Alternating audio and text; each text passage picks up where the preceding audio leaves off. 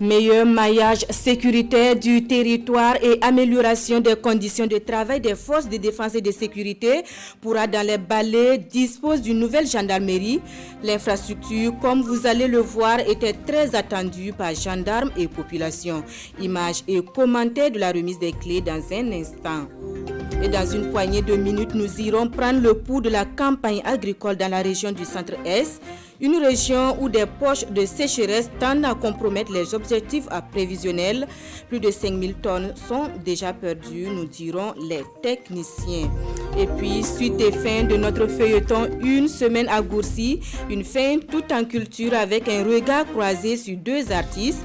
Nous ferons également un détour sur les sites des hauts fourneaux de Kindibo et sur les traces de l'extraction du fer d'il y a plusieurs siècles. Merci de nous recevoir chez vous. Cette brève avant de développer ces titres. Des individus armés ont fait irruption hier dans la commune de Pobé-Mengao. La riposte des volontaires pour la défense de la patrie appuyée des forces de défense venues en renfort a permis de repousser les assaillants. Après leur fuite, plus d'une dizaine de corps de terroristes ont été dénombrés. Aucune victime côté VDP et civil n'est signalée. Toutefois, dans leur fuite, ils ont incendié quelques boutiques du marché et endommagé le pylône d'une compagnie de téléphonie mobile. Sécurité à toujours et nous nous rendons à Poura dans les Balais où la gendarmerie dispose désormais de nouveaux locaux. Une infrastructure qui a coûté 175 millions de francs CFA au programme de réalisation d'infrastructures socio-économiques. La coupure du ruban avec Yves Rwamba et Draman Sow. Le maillage du territoire par la gendarmerie nationale franchit un nouveau cap dans la commune de Poura. C'est le ministre de la Sécurité et son homologue de l'économie et des finances qui remettent officiellement cette nouvelle gendarmerie aux forces de défense et de sécurité. Ce bâtiment administratif de la gendarmerie de Poura, composé de bureaux, de magasins et bien d'autres espaces de sécurité, est un investissement de 175 millions de francs CFA du PRISE, programme de réalisation d'infrastructures socio-économiques. Pour cette commune aurifère et les localités voisines, c'est une doléance de longue date qui se réalise. C'est vrai, avant la construction, les gendarmes faisaient ce qu'ils pouvaient, mais dans des conditions pas du tout faciles. Je ne sais pas si vous avez connu, ou bien si vous avez fait un tour là où ils étaient. C'était vraiment un bâtiment délabré. Nos communes sont des communes aurifères, et qui parlent de communes aurifères, il y a forcément des attractions. Et quand il y a attraction, il y a forcément des conséquences. Et ces conséquences, vous le savez, il y a le banditisme qui est grandissant. Et je pense qu'avec ces joyaux, cela va vraiment nous aider. En remettant les clés de la nouvelle gendarmerie de Poura, les autorités ont invité les populations à faire corps avec les forces de défense et de sécurité dans un contexte de forts défis sécuritaires. Les FDS et les populations doivent travailler en osmose pour coproduire la paix.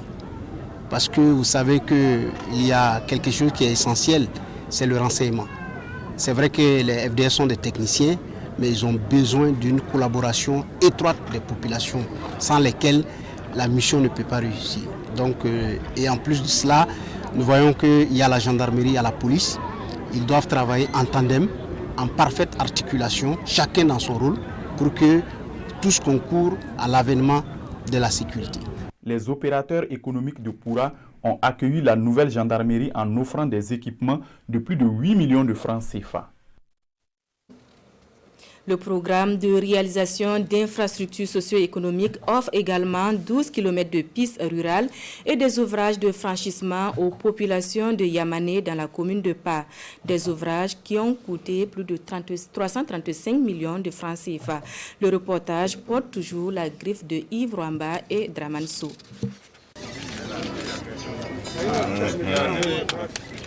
Le ministre de l'économie Lassane Kabouré ouvre la voie aux populations sur ce nouveau pont qui relie Yamané à Pa, le chef-lieu de la commune dans la province des Balais.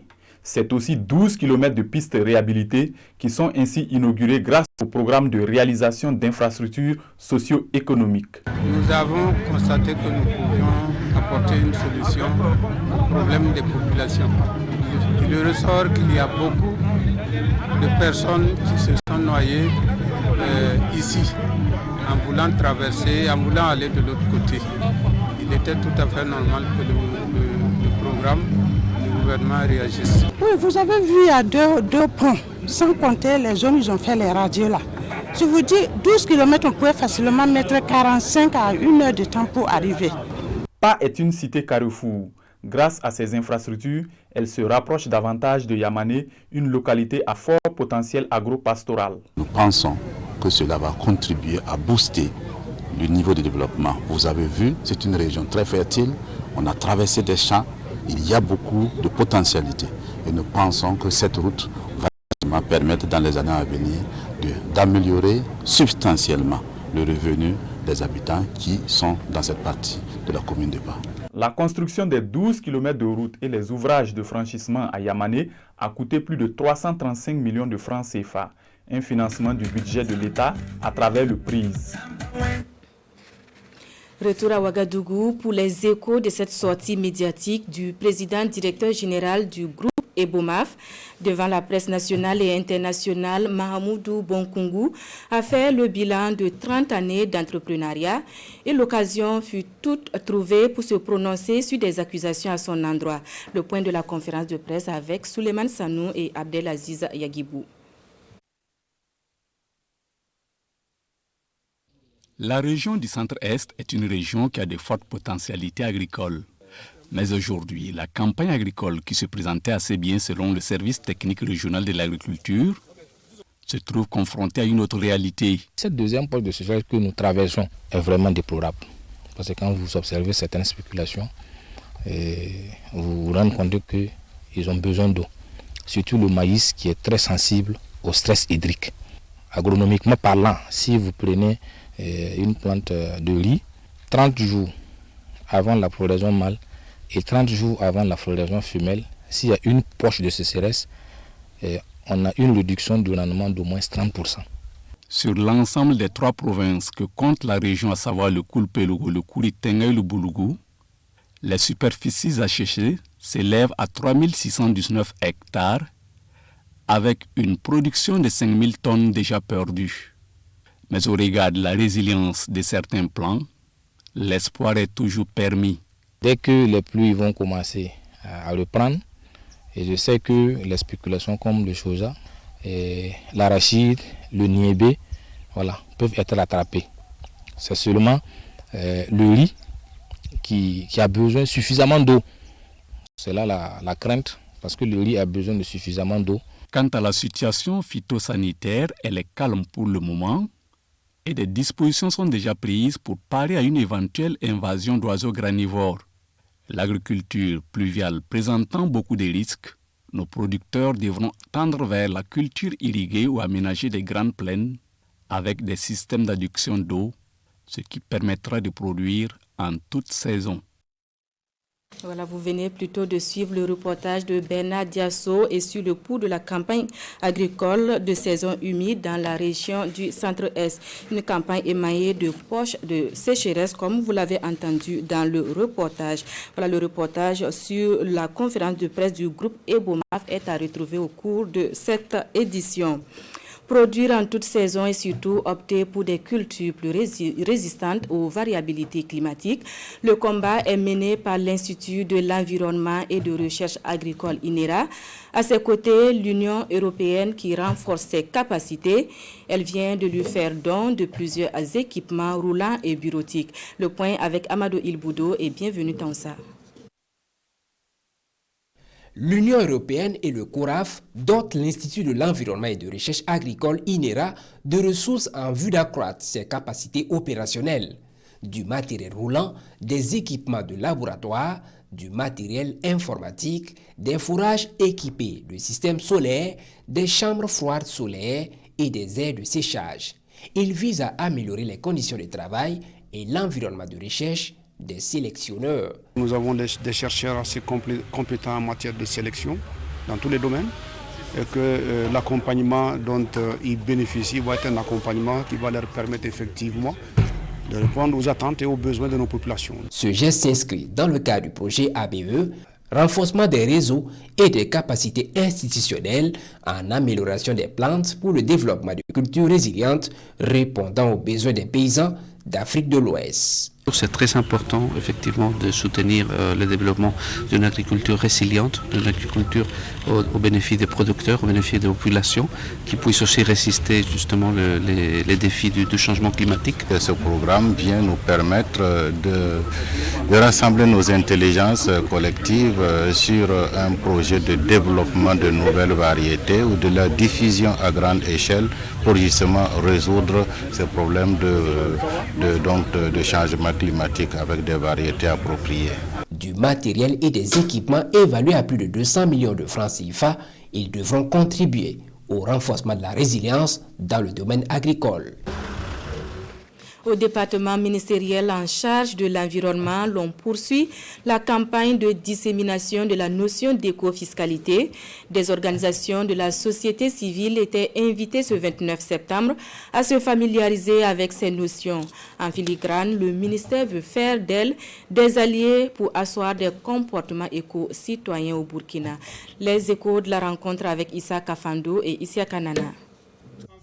Les notions d'éco-fiscalité et les bons comportements en matière de préservation de l'environnement, ici enseignées aux acteurs de la société civile et du secteur privé.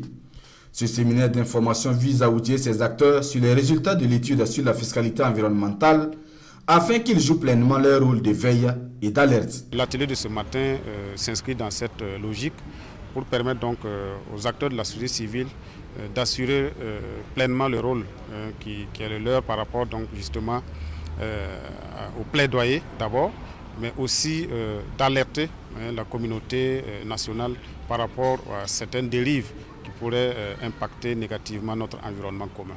Un inventaire de 50 mesures éco-fiscales sont répertoriées au Burkina Faso pour le démarrage de la mise en œuvre de cette fiscalité environnementale.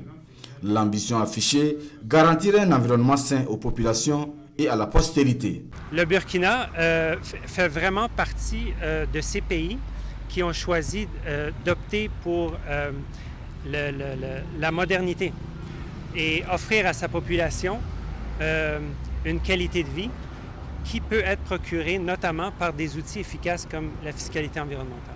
Cette rencontre de sensibilisation et d'information des acteurs de la société civile et du secteur privé est aussi un cadre pour appeler à une meilleure compréhension de l'éco-fiscalité.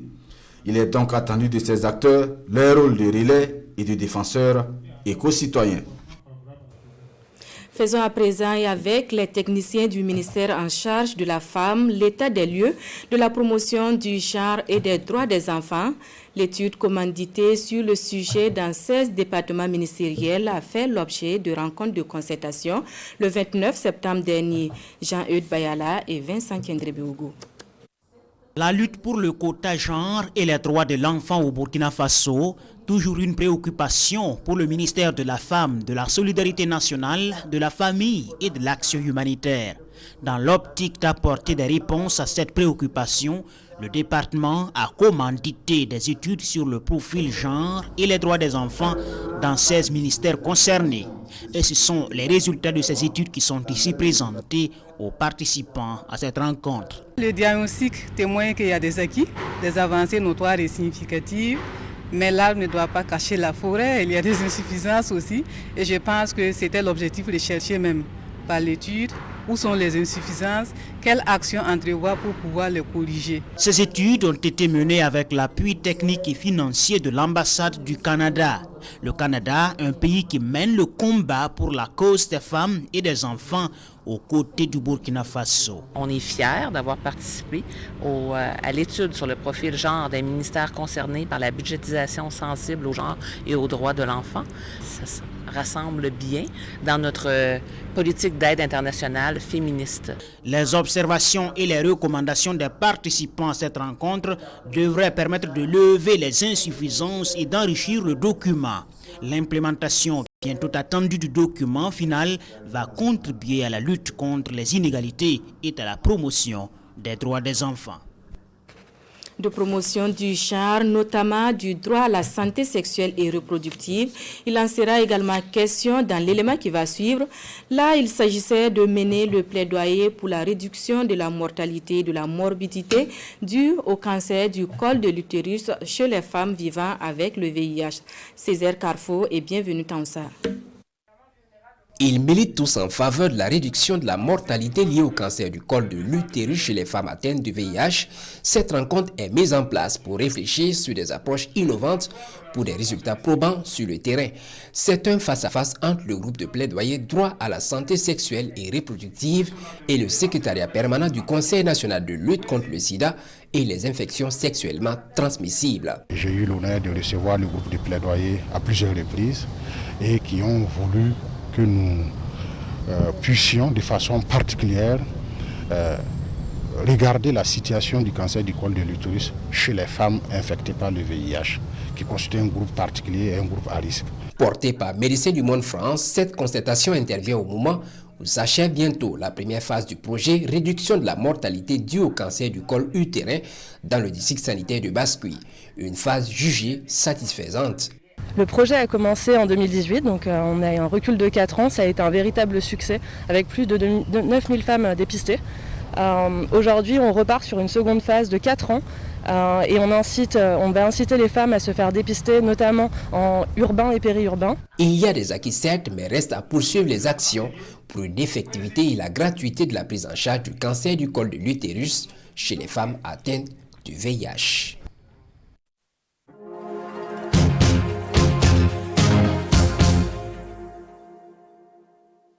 Au dernier jour de notre séjour dans la cité de Nabayadga, nous allons sur les traces de l'extraction du fer d'il y a plusieurs siècles et nous nous rendons sur le site des hauts fourneaux de Kindibo à une vingtaine de kilomètres de Goursi, un site classé patrimoine de l'UNESCO et qui a besoin de mesures urgentes pour sa protection. C'est Lassina Ouattara et Ahadi Sandamba.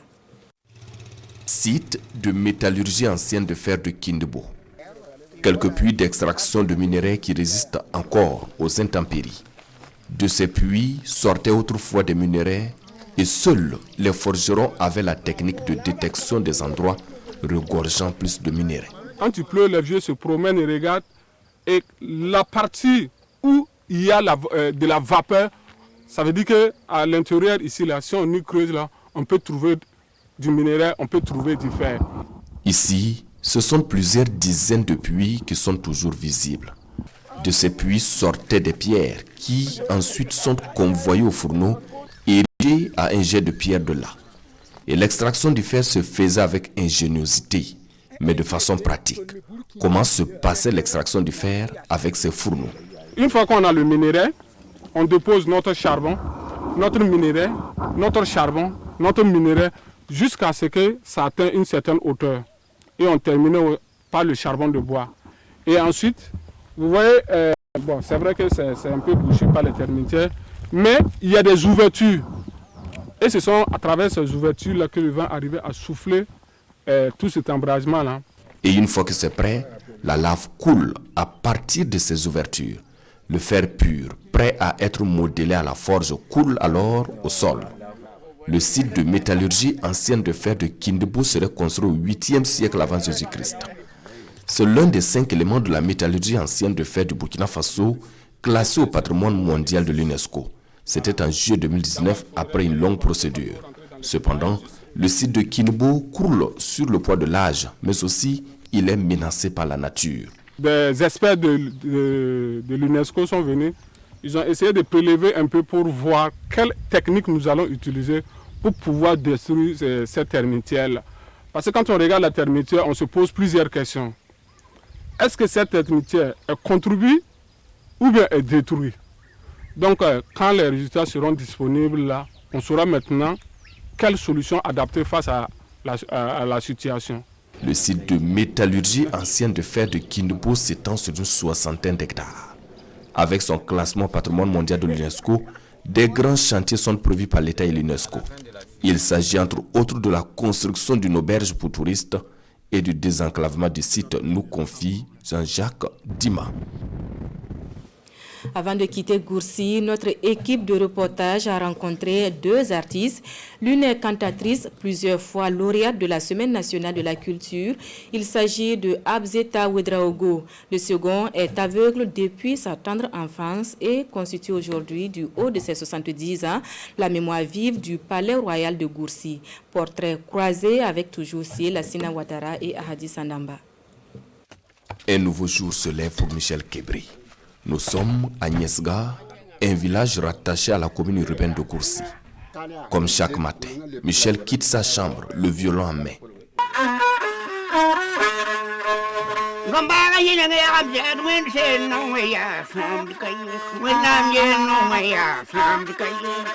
Aveugle, depuis l'âge de 6 ans, Michel est aujourd'hui âgé de 110 ans. Le violon, c'est un don divin. Depuis sa tendre enfance, Michel fabrique ses instruments de ses propres mains. C'est à l'âge de 6 ans que j'ai perdu la vue suite à une maladie. Et c'est quand j'avais environ 15 ans que j'ai commencé à jouer au violon. Dans le temps, quand tu devenais aveugle, on cherchait un instrument de musique afin que tu te prononces jouer et mendier. Ce n'est pas comme aujourd'hui. De la distraction au cours d'histoire, il berce les populations de son ressort territorial. C'est la mémoire vivante de Yatenga. Il est griot à la cour royale de Gourcy. L'histoire des Mossé de Yatenga, Michel la conte, de jour comme de nuit, au profit de la jeune génération.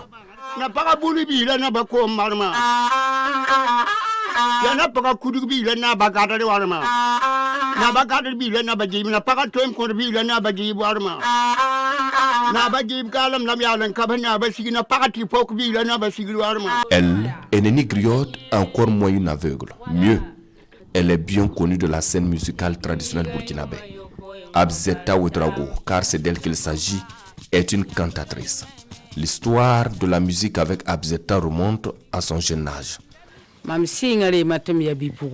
Quand j'étais petite, je chantais mais clandestinement. Avec mes camarades, on se retrouvait chaque soir pour faire des simulations. C'est quand je me suis mariée que mon père a su que je chantais. Et toutes celles avec qui on chantait sont mariées également ici en ville. C'est ainsi que nous avons décidé de créer une troupe. C'était sous la Révolution.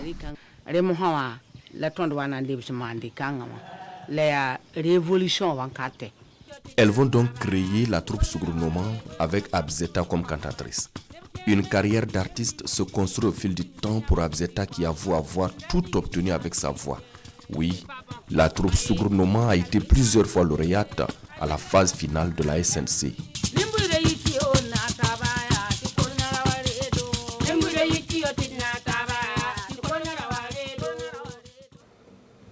À présent, les échos de cette sortie médiatique du président directeur général du groupe Ebomaf devant la presse nationale et internationale, je le disais, Mahamoudou Bonkungu a fait le bilan de 30 années d'entrepreneuriat et l'occasion fut toute trouvée pour se prononcer sur des accusations à son endroit. Le point de la conférence de presse avec Souleymane Sanou et Abdelaziz Yagibou. Nous avons parcouru un chemin édifiant, mais tant qu'il reste autant de défis à relever, notre motivation reste inébranlable. Une conviction de Mahamadou Bonkungu, gravée en lettres d'or dans le bulletin d'information marquant les 30 ans du groupe Ebomaf, dont il est le fondateur, président, directeur général. Une trentaine d'années de parcours, jalonné d'exploits et de péripéties, sur lesquels il lève un coin de voile en présence d'hommes de médias venus du Togo, du Bénin, de la Guinée-Conakry et du Burkina. Fort de 20 000 employés, le groupe est de nos jours présent dans une quinzaine de pays africains et intervient dans des domaines divers tels le BTP, les banques, les transports, les mines, la grande distribution, les assurances, l'aviation d'affaires. Malgré un environnement continental et mondial confronté à une rude conjoncture sociale économique, Ebomaf reste une entreprise en pleine expansion et en pleine croissance, faisant montre d'une résilience à toute épreuve et continuant d'accompagner les États africains dans leur état de progrès. Depuis quelques années, Ebomaf s'illustre donc dans le partage, la conduite et l'exécution des projets de type partenariat public-privé, offrant ainsi aux États africains une alternative novatrice de financement de leurs programmes de développement. Ces échanges sans langue de bois sur la vie du groupe avec la presse internationale sont pour Mahamadou Bonkungu une grande première. En réaction à certains sujets qu'il qualifie d'allégations visant à nuire à ces entreprises, il s'est voulu ferme. De vive voix, Mahamadou Bonkungu explique ici aux représentants d'un média guinéen qu'il accuse dans une de leurs émissions d'accéder par la courte échelle à des marchés en Guinée que leurs propos sont sans fondement. En clair, l'émission intitulée Les Grandes Gueules reproche au président du groupe Ebomaf de rompre à tort un contrat de construction de route chiffré à plusieurs centaines de millions de francs CFA.